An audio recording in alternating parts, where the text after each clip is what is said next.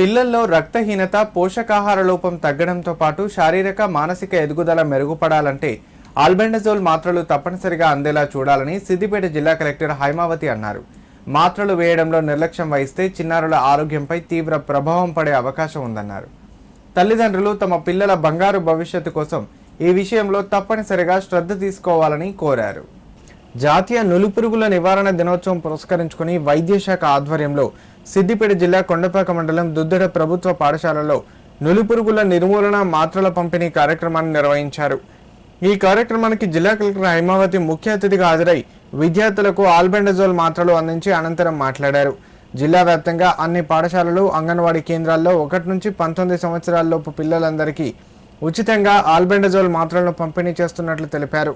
పిల్లలకు మాత్రలు అందించడంలో నిర్లక్ష్యం వహించవద్దని సూచించారు.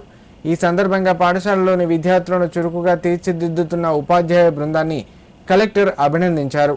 అంతకుముందు మండల వైద్యాధికారి శ్రీధర్, వైద్య సిబ్బంది విద్యార్థులకు వ్యక్తిగత పరిశుభ్రతపై అవగాహన కల్పించారు.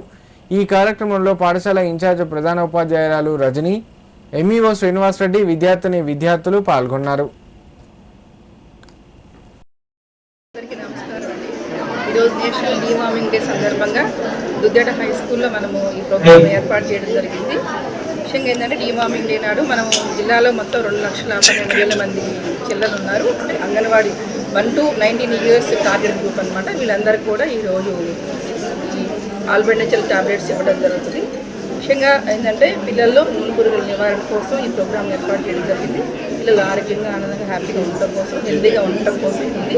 ముఖ్యంగా పిల్లల అవేర్నెస్ కల్పించడమే కాకుండా పిల్లలకి ఇవి అందజేయడం ద్వారా పిల్లలు హెల్తీగా ఉండటం కోసం అవకాశం ఉంటుంది. తప్పకుండా ఈ ప్రోగ్రాంలు అందరూ కూడా పార్టిసిపేట్ చేసి ట్యాబ్లెట్స్ అందరూ కూడా తీసుకొని పిల్లలు హెల్తీగా ఉండాలి.